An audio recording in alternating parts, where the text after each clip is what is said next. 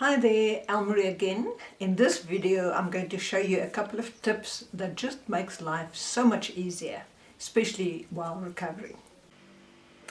I'm going to show you these now, one by one, and I'll explain how I've used it and what it was used for. Each of them made a huge difference in my life.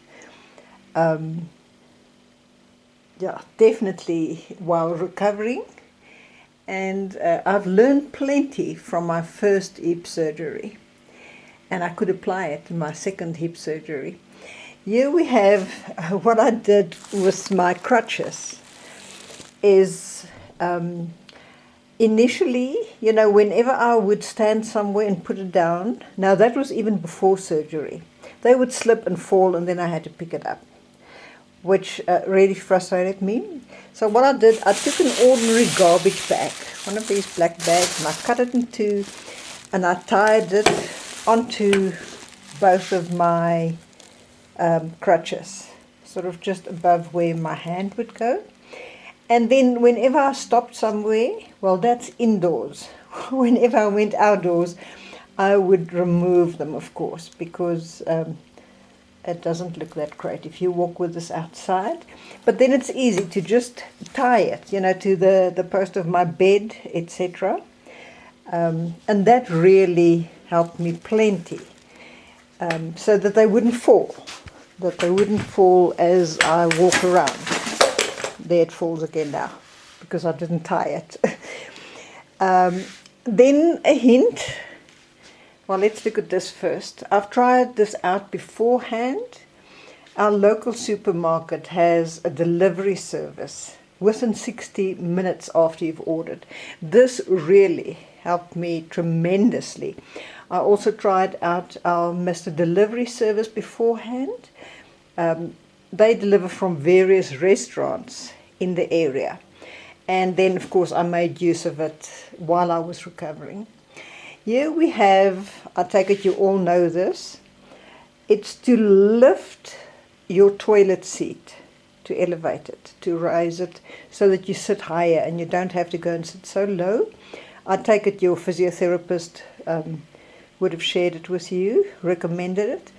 It really is so useful, because we know the one main challenge is that we should never go beyond or less than 90 degrees between your upper leg and your upper body. For the first couple of months, I've read 90 days.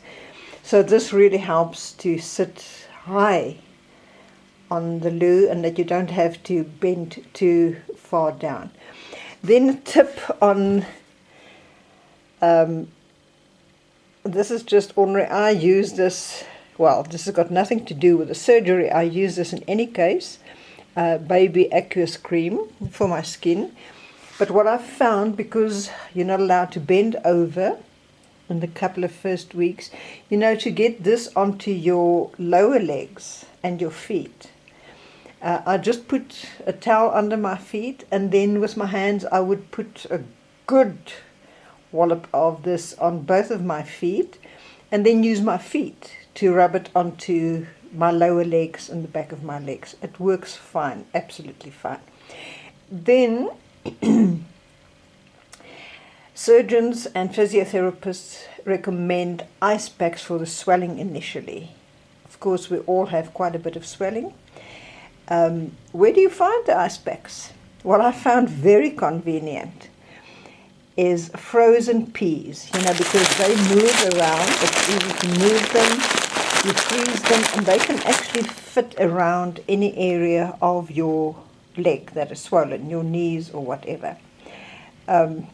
Look, if anybody's going to use this afterwards, that is not for me to decide. I haven't used it. I don't think I'll use it. Look, it's totally covered in a plastic bag, but still, the main reason why I bought it is to use it as an ice pack. It works like a dream. Then this one is a bit of a personal, I'm going to share a bit of a personal story with you now. When I had to go to my surgeon for my first appointment, I realized my underwear is a bit flimsy. It's very lacy and it's small, and I didn't feel comfortable with going to a surgeon wearing my lacy underwear. So I went shopping for anything reasonable, affordable. I found this at one of the low budget stores, and the reason why I'm sharing it with you is not because of what I bought it for, my first appointment with a surgeon, but I found it so useful, and I'll show you when I show you my exercises, because one of the exercises that I came across, which is very good for strengthening your muscles, is where you use a thick and strong elastic band. I shopped around. They cost quite a bit here in South Africa, and it wasn't convenient for me to find one of them locally, as I couldn't drive. This works wonders. I put my legs through here, put it down. I'll show you when I do the exercise. To my ankles, because this is a thick elastic. It's made of a thick elastic, and it was very affordable. A real old lady's bloomer type of pants. But then I move it down to my ankles, and then I do that stretch exercise for the muscles on the side of your legs. It works absolutely wonders, and it costs far less than what the actual stretch bandage costs. Then this, with having to lie on your back, I found, for literally, the first round for 6 weeks, and as I say, after that, that's how I slept. The second round, I knew what to expect, but very soon with the first round, my heels would start hurting because of just lying on the sheet. This is just a very soft blanket, which I had, and I simply put it at the bottom of the bed, and your heels are fine, absolutely fine. They don't hurt at all.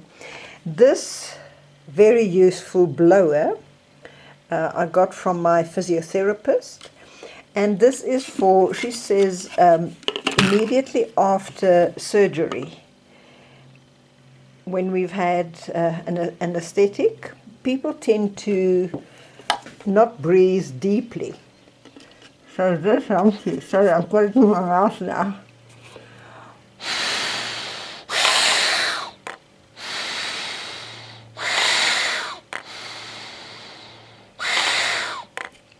So you just put it in your mouth.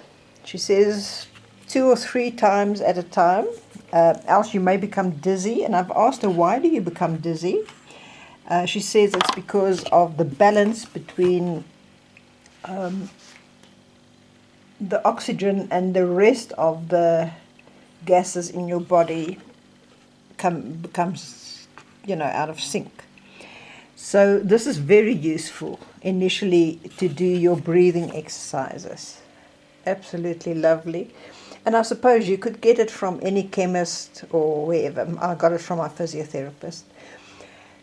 Then something which is also very personal but so useful, and I want to share it with you.